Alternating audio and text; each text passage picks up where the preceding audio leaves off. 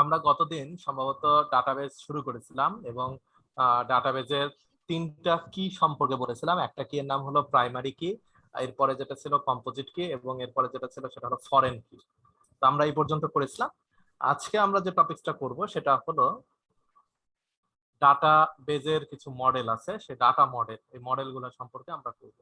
তো প্রথম যে মডেলটা আছে সেই মডেলটাকে আমরা বলি হলো হায়ারার্কিক্যাল মডেল। এর পরবর্তী যে মডেল আছে সেটাকে আমরা বলি হলো নেটওয়ার্ক মডেল। এর পরবর্তী যে মডেল আছে সেটাকে আমরা বলি হলো রিলেশনাল মডেল, এবং সর্বশেষ হলো অবজেক্ট মডেল।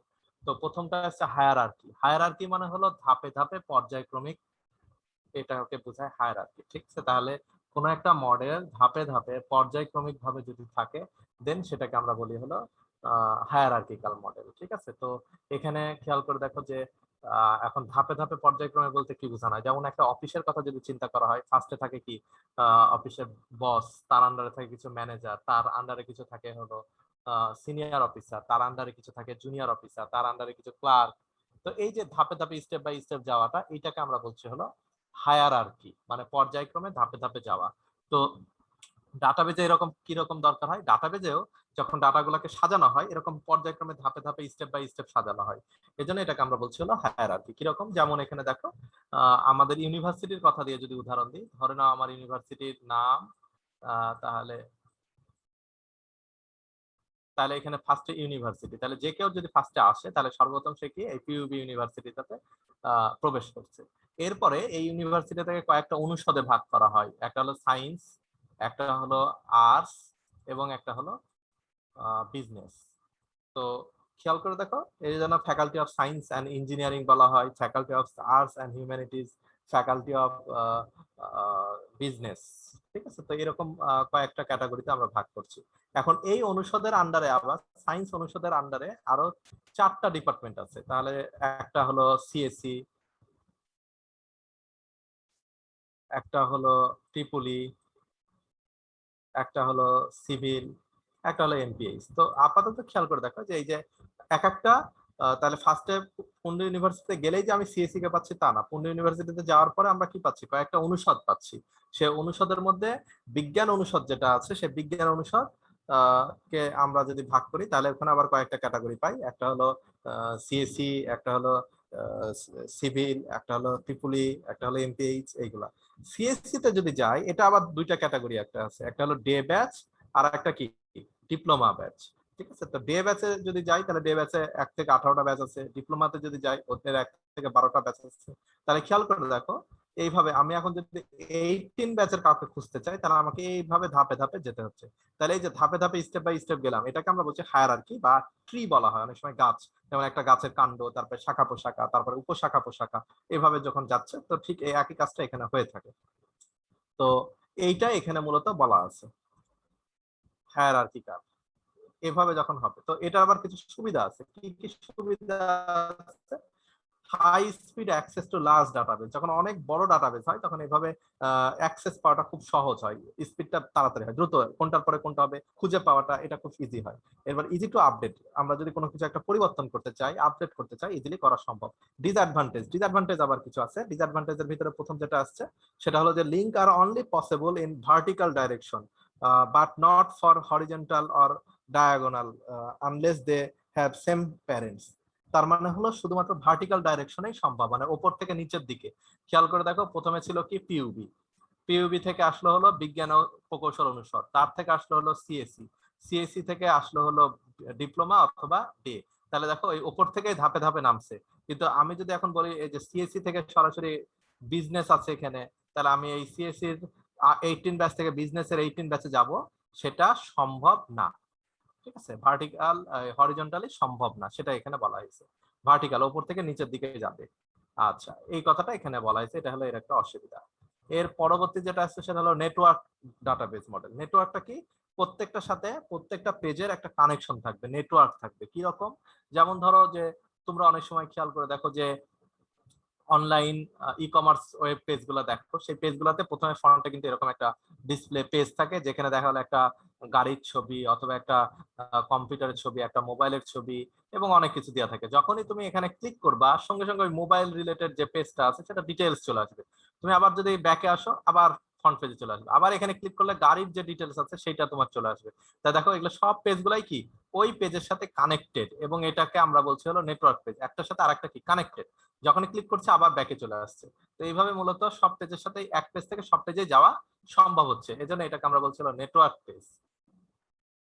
তো নেটওয়ার্ক পেজটার কি সুবিধা? নেটওয়ার্ক পেজটার সুবিধা হলো যে তুমি এক পেজে থেকেই সমস্ত পেজের সুবিধাগুলো নিতে পারবে, মানে সমস্ত পেজেই তোমার একটা ক্ষমতা আছে এবং সমস্ত পেজে তোমার যাওয়ার অ্যাবিলিটি থাকবে। এটা নেটওয়ার্কের একটা সুবিধা।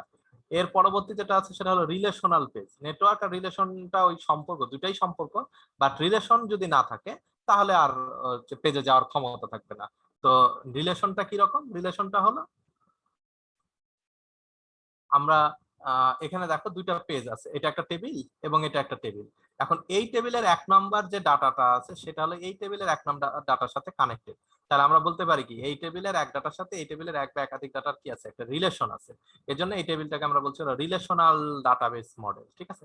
আবার এটার সাথে খেয়াল করে দেখো এটার একটা ডাটা, আবার এটার সাথে খেয়াল করে দেখো এটা। তাহলে এরকম যখন এক ডাটার সাথে অন্য এক বা একাধিক ডাটা রিলেশন হবে তখন সেটাকে আমরা বলবো হলো রিলেশনাল ডাটাবেস মডেল। বুঝাতে পারছি কিনা যে যদি কোনো একটা টেবিলের এক বা একাধিক ডাটার সাথে অন্য আর একটা টেবিলের এক বা একাধিক ডাটা রিলেশন থাকে তখন সেটাকে আমরা বলি হলো রিলেশনাল ডাটাবেস মডেল, ঠিক আছে। তাহলে এটাকে আমরা বলছি হলো রিলেশনাল ডাটাবেস মডেল। আচ্ছা, তো রিলেশনাল ডাটাবেস মডেলের পরবর্তী যেটা আছে সেটা হলো যে one to one, one to many, many to many.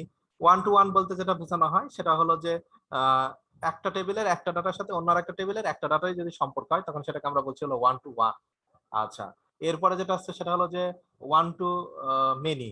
এই একটা টেবিলের একটা ডাটার সাথে অন্য আর একটা টেবিলের একাধিক ডাটা যদি সম্পর্ক হয় তখন সেটাকে আমরা বলি হলো ওয়ান টু মেনি। আর একটা হলো মেনি টু মেনি, মানে এই পারেরও একাধিক টেবিলের ডাটার সাথে এই পারেরও একাধিক টেবিলের সম্পর্ক, তখন সেটাকে আমরা বলবো হলো মেনি টু মেনি। এই হলো রিলেশনশিপের টাইপ গুলো এখানে বলা হয়েছে। তো এই ছিল তোমাদের হলো ডাটাবেজের রিলেশনালের যে পার্টটা আসছে। এরপর আসছে অবজেক্ট ডাটাবেজ মডেল। অবজেক্ট কি? অবজেক্ট হলো ছোট ছোট পার্ট নিয়ে যদি তৈরি করা হয়। যেমন আমরা যদি ইউনিভার্সিটির কথাই বলি, ইউনিভার্সিটির অনেকগুলা অবজেক্ট আছে, যেমন অ্যাডমিশন একটা অবজেক্ট, তারপরে লাইব্রেরি একটা অবজেক্ট, অ্যাকাউন্ট সেকশন একটা অবজেক্ট, এরকম প্রত্যেকটা আলাদা আলাদা অবজেক্ট ব্যবহার করা হচ্ছে। তাহলে এই অবজেক্টগুলো নিয়ে যখন কাজ হবে তখন সেটাকে আমরা বলবো অবজেক্ট ওরিয়েন্টেড হচ্ছে ডাটাবেস, ঠিক আছে। তো মেনলি অবজেক্ট যে ডাটাবেসটা মূলত এটাই ব্যবহার করা হয় থাকে। অবজেক্ট ওরিয়েন্টেড এর মূল কাজটাই হলো যে ছোট ছোট আলাদা অবজেক্ট নিয়ে কাজ করবে, আলাদা আলাদা পার্ট নিয়ে কাজ করবে, তখন সেটাকে আমরা বলবো অবজেক্ট ওরিয়েন্টেড ডাটাবেস বা অবজেক্ট ডাটাবেস। এর পরবর্তী এখানে তাহলে অবজেক্ট কোনটা? যেমন সিএসসি ডিপার্টমেন্ট এটা একটা অবজেক্ট, ট্রিপলি ডিপার্টমেন্টের একটা আলাদা অবজেক্ট, সিভিল ডিপার্টমেন্ট এটা একটা অবজেক্ট। এভাবে ছোট ছোট অবজেক্ট নিয়ে কাজ করলে তখন সেটাকে আমরা বলছি অবজেক্ট ওরিয়েন্টেড ডাটাবেস। আচ্ছা, অবজেক্ট ওরিয়েন্টেড ডাটাবেসের পরবর্তী যেটা আছে সেটা হলো কোয়েরি ল্যাঙ্গুয়েজ। তো কোয়েরি ল্যাঙ্গুয়েজ কাকে বলা হয়?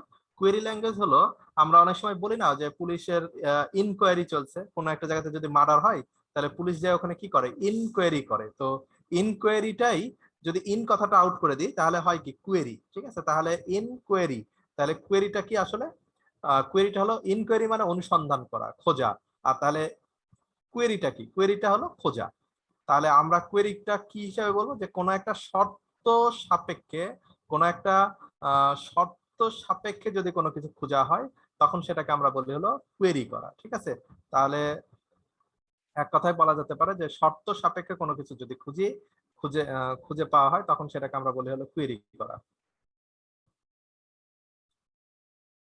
তো এখানে কোয়েরির পরবর্তী যেটা আছে সেটা হলো যে এখন শর্ত সাপেক্ষে কিরকম ভাবে খুঁজবো। শর্ত সাপেক্ষে আমরা অনেক কিছু খুঁজে থাকি, যেমন a query is request for information from a database. তার মানে ডাটাবেস থেকে ডাটাটাকে খুঁজে পাওয়ার জন্য এক ধরনের রিকোয়েস্ট, এই রিকোয়েস্টটাকে আমরা বলছি হলো কোয়েরি করা। তো আর এই রিকোয়েস্ট করার জন্য কোয়েরি করার জন্য যে ল্যাঙ্গুয়েজ আছে তাকে আমরা বলছি হলো কোয়েরি ল্যাঙ্গুয়েজ। তো অনেক ধরনের কোয়েরি ল্যাঙ্গুয়েজ আছে, যার ভিতরে একটা কোয়েরি ল্যাঙ্গুয়েজের নাম হলো এসকিউএল। এটাকে আমরা বলি হলো স্ট্রাকচার্ড কোয়েরি ল্যাঙ্গুয়েজ। এটা এক ধরনের কোয়েরি ল্যাঙ্গুয়েজ। এসকিউএল এটা এক ধরনের কোয়েরি ল্যাঙ্গুয়েজ, এসকিউএল। আচ্ছা, শুধু এটা না, এছাড়াও আমাদের আরো অনেক ধরনের কোয়েরি ল্যাঙ্গুয়েজ আছে, যেমন ওরাকল নামে একটা কোয়েরি ল্যাঙ্গুয়েজ আছে। তারপর তোমরা মাইক্রোসফট অ্যাক্সেস ব্যবহার করো, এটাও এক ধরনের কোয়েরি ল্যাঙ্গুয়েজ। তো এরকম অনেক কোয়েরি ল্যাঙ্গুয়েজ আছে, যার ভিতরে পপুলার হলো এসকিউএল, স্ট্রাকচার্ড কোয়েরি ল্যাঙ্গুয়েজ। তো এই ল্যাঙ্গুয়েজটা এখানে একটা উদাহরণ দেওয়া আছে যে আসলে কিভাবে কাজ করে। তো কোয়েরি ল্যাঙ্গুয়েজটা মূলত ডাটাবেস থেকে কোনো ডাটা খুঁজে পাওয়ার জন্য ব্যবহার করা হয়। যেমন আমি একটা যদি ডাটা টেবিল তৈরি করি, ধরে নাও এটা হলো আমার একটা ডাটা টেবিল, এই ডাটা টেবিলটার নাম দিলাম হলো স্টুডেন্ট ডাটা টেবিল।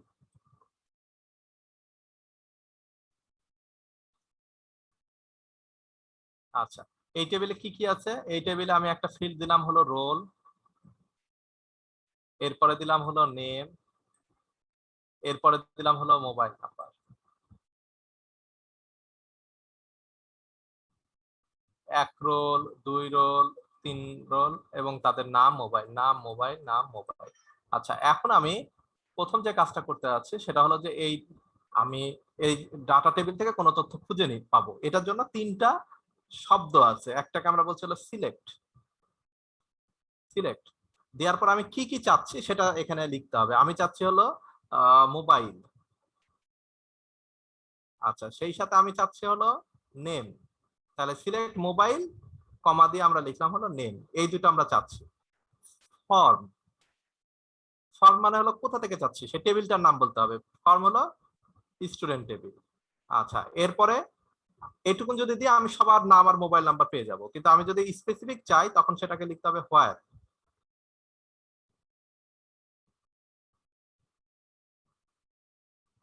হোয়ার, হোয়ার রোল ইকুয়াল, আমাকে এখন রোল নাম্বারটা লিখে দেবে। যদি আমি লিখি রোল ইকুয়াল টু 2, তাহলে কার দেখাবে? স্পেসিফিক শুধু 2 রোল যে, তারই আমার এখানে কোয়েরিটা করে দেখাবে। আচ্ছা, আমি যদি কোনো কারণে একটু 2 রোলের জায়গাতে 3 দিতাম, তাহলে 3 রোলের যেটা সেটা আমাকে এখানে দেখাতো। তাহলে ইজিলি আমরা এখান থেকে কোয়েরি করতে পারি, যে কোয়েরিটা করে আমরা দেখতে পারি যে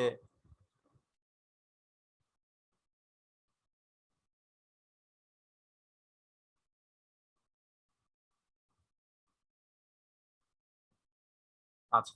তো তাহলে কোয়েরিটা আসলে কিভাবে হচ্ছে আশা করি বুঝতে পারছো। সিলেক্ট, তারপরে হচ্ছে ফর্ম, তারপরে হোয়ার। যদি স্পেসিফিক কাউকে চাই তাহলে হোয়ার, আর যদি সবারটা চাচ্ছে তাহলে হলো ফর্ম পর্যন্তই থাকবে। আর আদারওয়াইজ তো বুঝতে পারছো কি কি সিলেক্ট করছি সেটাই। এভাবে কাস্টমাইজ করে আরো অনেক কিছু করা সম্ভব এই কোয়েরি ল্যাঙ্গুয়েজ দিয়ে। তো আপাতত কোয়েরি ল্যাঙ্গুয়েজ কিভাবে কাজ করে সেটা একটু দেখালাম। অপারেটিং সিস্টেম নিয়ে কিছু কথা বলবো। অপারেটিং সিস্টেম আমাদের আর একটা টপিকস। তো অপারেটিং সিস্টেমটা আসলে কি জিনিস তো বুঝতে পারছো, যে এক ধরনের সফটওয়্যার, এক ধরনের সিস্টেম, যেটা টোটাল কম্পিউটার হার্ডওয়্যার এবং সফটওয়্যার রিসোর্স এগুলোকে অপারেট করে থাকে, ঠিক আছে। An operating system is system software that manage computer hardware and software resource and provides common service for computer program. তাহলে কম্পিউটার প্রোগ্রামের জন্য কমন সার্ভিসগুলো দিয়ে থাকে। তো এই অপারেটিং সিস্টেমের মূল যে পার্টটা আছে সেটা হলো যে অপারেটিং সিস্টেমটা কি করে, সবাইকে মেনটেন করে। যেমন তুমি নিজে খেয়াল করে দেখো যে হার্ডওয়্যার এবং সফটওয়্যার, তুমি এখন একটা দোকান থেকে একটা মাদারবোর্ড কিনলা, অন্য আর একটা দোকান থেকে একটা প্রসেসর কিনলা, এরপর আর একটা দোকান থেকে হার্ড ডিস্ক কিনলা, এভাবে ভিন্ন ভিন্ন জায়গা থেকে ভিন্ন ভিন্ন পার্টস নিয়ে আসো, কেউ কাউকে কিন্তু চিনে না। তাহলে আমাকে এমন কিছু একটা ইনস্টল করতে হবে, এমন কোনো একটা সফটওয়্যার ইনস্টল করতে হবে যেটা কি করবে, সবগুলাকে প্রথমে চিনবে, যে এটা একটা মাদারবোর্ড, এটা হলো একটা হার্ড ডিস্ক, এটা হলো একটা কিবোর্ড, এটা হলো একটা আহ কি বলবো যে আহ আরো অন্যান্য আদার্স যে পার্ট গুলো আছে সেইগুলা, এই সবগুলো আমাদেরকে আলাদা আলাদা ভাবে চিনাতে হবে। এই চিনানোর জন্য আমরা যেটা ব্যবহার করছি সেটা হলো অপারেটিং সিস্টেম। এরা চিনার পর কি করবে, কোনটা থেকে কোনটাতে কাজ সেটা তারা মেনটেন করবে। যে আমাকে যদি গান শুনতে হয় তাহলে আমাকে ফার্স্টে একটা স্পিকার লাগবে এবং আমার গানের যে ডাটা সেটা লাগবে, এবং এই গানের ডাটাটা স্পিকারের সাউন্ড হয়ে আমার কাছে আসবে। তাহলে আমি যদি এখন কোনো কারণে কোনো একটা ছবি দেখাতে চাই তাহলে আমাদের একটা প্রজেক্টর অথবা দেখা যাচ্ছে মনিটর লাগবে। তো এই যে কোনটা দিয়ে কোন কমান্ডটা দ্বারা কি বোঝায়, এগুলো কিন্তু অপারেটিং সিস্টেমটাই মূলত মেনটেন করে থাকে। তো সর্ব বাইরে থাকে হলো ইউজার, আর সর্বভেতর থাকে হলো হার্ডওয়্যার। অপারেটিং সিস্টেম আর অ্যাপ্লিকেশন সফটওয়্যার মানে ওই রিলেটেড কাজ করার জন্য যে সফটওয়্যার আছে সেটাকে আমরা বলছি হলো অ্যাপ্লিকেশন সফটওয়্যার, আর অপারেটিং সিস্টেমটাকে আমরা বলি হলো সিস্টেম সফটওয়্যার। তো এইগুলা মূলত আমরা ব্যবহার করে থাকি টোটাল সিস্টেমটাকে অপারেট করার জন্য। তো main function of an operating system, একটা অপারেটিং সিস্টেমে কি কি কাজ হয়ে থাকে, ফাংশন গুলা কি। তো সর্বপ্রথম অপারেটিং সিস্টেমের যেটা সেটা হলো প্রসেস ম্যানেজমেন্ট, মানে আমি যে প্রসেস মানে যে কাজটা করব সে কাজটা টোটালি ম্যানেজ করা, যে টোটাল প্রসেসটা। যেমন আমরা আমাদের শরীরে বলি না পরিপাক তন্ত্র, তাহলে আমার টোটাল কাজটা করা পর্যন্ত যে কোনটার ভেতর দিয়ে কিভাবে যাবে না যাবে, এই টোটাল সিস্টেমটা একটা পরিপাকতন্ত্র। আমরা বলি হলো শ্বসনতন্ত্র। তাহলে এটা কি একটা সিস্টেম? তো এই টোটাল সিস্টেমটাকে যেন মানে মেনটেন করে, ম্যানেজ করে, সেই কাজটা করে থাকে অপারেটিং সিস্টেম, যে কোনো একটা কাজ। এরপরে যেটা আছে সেটা হলো মেমোরি ম্যানেজমেন্ট। আমার যে টোটাল মেমোরিটা আছে সেই মেমোরিটাকে টোটালি ম্যানেজ করা, কোথায় কোন জায়গাতে কত পরিমাণ মেমোরি প্রয়োজন, কাকে কি পরিমাণ দিবে, এই কাজগুলো করে থাকে। সেই সাথে যেটা আছে ফাইল ম্যানেজমেন্ট, আমার ডাটাগুলা যেগুলো আছে, যে ফাইলগুলো আছে, সেই ফাইলগুলোকে সুন্দরভাবে মেনটেন করাটা কাজ হয়ে থাকে। সেই সাথে সিকিউরিটি একটা অপারেটিং সিস্টেমের গুরুত্বপূর্ণ পার্ট, সিকিউরিটিটা একটা দিয়ে থাকে। এর পরবর্তীতে যেটা আছে কমান্ড ইন্টারাপশন, আমি যে কমান্ডটা দিচ্ছি সেই কমান্ডটা এক্সিকিউট করা, এই কাজটা করে থাকে। একটা রাষ্ট্র যদি পরিচালনা করতে হয়, রাষ্ট্রপ্রধান যেভাবে ভূমিকা রাখে, একটা অপারেটিং সিস্টেম টোটাল হার্ডওয়্যারটাও ওই একই রকম রাষ্ট্র নায়কের ভূমিকা পালন করে থাকে। সেও কিন্তু সিকিউরিটি দেয়, সেও কিন্তু দেখা যাচ্ছে টোটাল রাষ্ট্রটাকে পরিচালনা করার জন্য সবকিছু ম্যানেজ করে থাকে। অপারেটিং সিস্টেম সেম একইভাবে ম্যানেজ করে থাকে। এখানে কিছু শব্দ আছে, এই শব্দগুলোর মিনিং কি? একটা হলো থ্রোপুট, একটা হলো টার্ন অ্যারাউন্ড টাইম, এবং একটা হলো রেসপন্স টাইম। থ্রোপুট বলতে কি বোঝানো হয়? থ্রোপুট হলো amount of work that the system is able to do per unit time. মানে থ্রোপুট বলতে বোঝানো হচ্ছে একটি একক সময়ে অপারেটিং সিস্টেম যে কাজ করে থাকবে সেটাকে আমরা বলি হলো থ্রোপুট। আচ্ছা, এরপরে যেটা হচ্ছে turn around time. Turn around টাইমটা হলো interval from the time of submission for a job to the system for processing to the time of completion of the job. মানে আমি একটা কাজ দিলাম এবং কাজটা শুরু থেকে শেষ পর্যন্ত যে সময়টা লাগে, এই যে ইন্টারভাল, এই সময়টাকে আমরা বলি হলো টার্ন অ্যারাউন্ড টাইম। আচ্ছা, এরপর আছে রেসপন্স টাইম। রেসপন্স টাইমটা কি?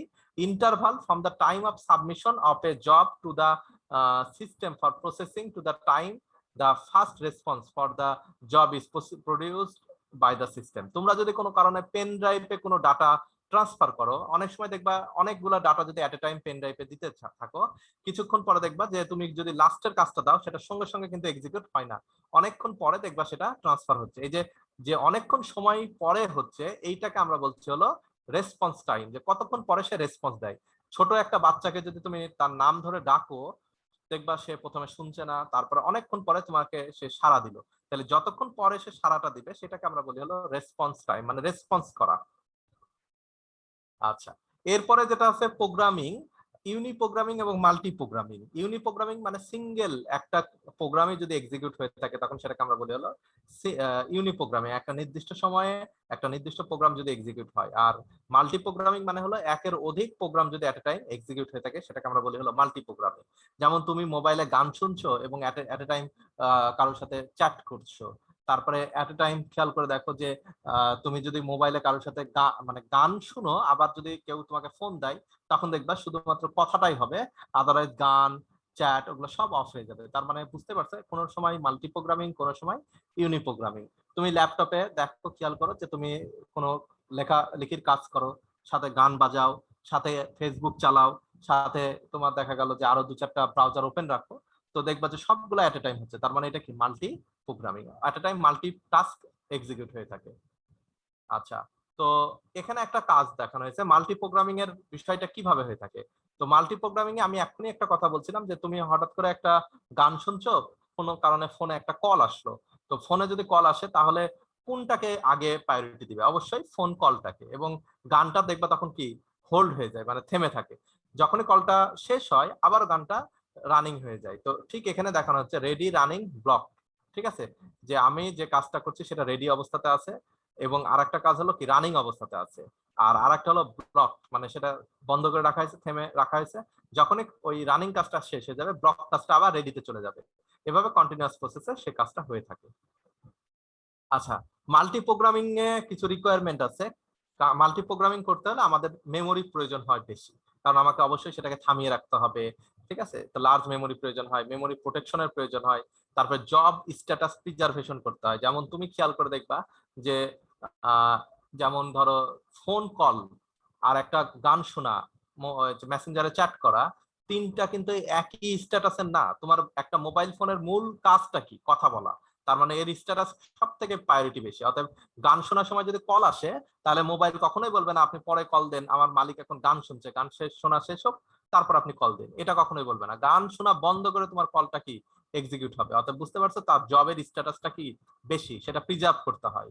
আচ্ছা, প্রপার জব মিক্স, জবগুলা অনেক সময় মিক্স করতে হয়, যেমন খেয়াল করে দেখো তুমি চ্যাট করছো আবার তুমি এট এ টাইম গান শুনছো, তাহলে এই দুইটা জবের কি হয়েছে, মিক্স করা হয়েছে।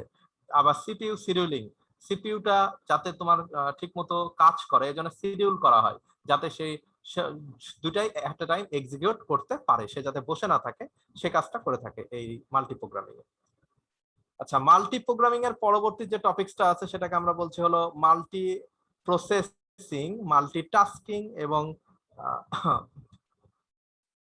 প্রথমটা যেটা আসছে সেটা হলো মাল্টি প্রোগ্রামিং। মাল্টি প্রোগ্রামিং তো আমরা বললামই যে দেখো multi programming is ability of an operating system to execute more than one program, মানে একের অধিক প্রোগ্রাম যদি এক্সিকিউট করার অ্যাবিলিটি থাকে অন এ সিঙ্গেল প্রসেসর, মানে একটা সিঙ্গেল প্রসেসর দিয়ে যদি একের অধিক প্রোগ্রাম এক্সিকিউট করার ক্ষমতা থাকে তখন সেটাকে আমরা বলবো হলো মাল্টি প্রোগ্রামিং।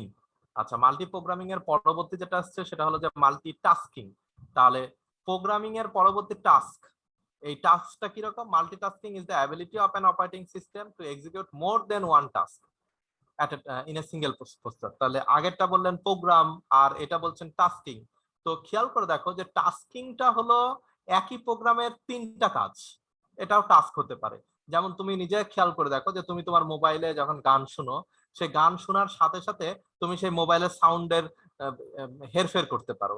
তাহলে এটা কি দুইটা টাস্ক, একটা সাউন্ডটাকে ভ্যারিয়েশন করছো প্লাস গানও শুনছো। তাহলে একই প্রোগ্রাম, গান শোনাটা হলো আমার একটা প্রোগ্রাম, সেই প্রোগ্রামের আমি টাস্ক একাধিক হতে পারে। আর মাল্টি প্রোগ্রামিং মানে প্রোগ্রামটাই আলাদা হলেও হতে পারে। তো এইরকম বিষয়টা অনেকটা মাল্টিটাস্কিং, মাল্টি প্রোগ্রামিং। আচ্ছা, মাল্টি প্রসেসিং। তো মাল্টি প্রসেসিং ওই একই রকম, যে multi processing is the ability of an operating system to execute more than one process simultaneously on multi processor. দেখো এখানে মাল্টি প্রসেসিং হলো যে একের অধিক প্রসেসর দিয়ে আমার প্রসেসগুলো করা হবে, অনেকগুলা টাস্কে এক্সিকিউট করবে। আর মাল্টি থ্রেডিং, এখানে একটা নির্দিষ্ট কাজকে আমরা বলি হলো একটা থ্রেড। তো ওই একই রকম multi threading is the ability of an operating system to execute different parts of a program. এই যে প্রোগ্রামের বিভিন্ন পার্টস গুলাকে এক একটা থ্রেড বলা হয়, এই থ্রেড গুলা যদি এট এ টাইম এক্সিকিউট করা হয় তখন সেটাকে আমরা বলি হলো মাল্টি থ্রেডিং।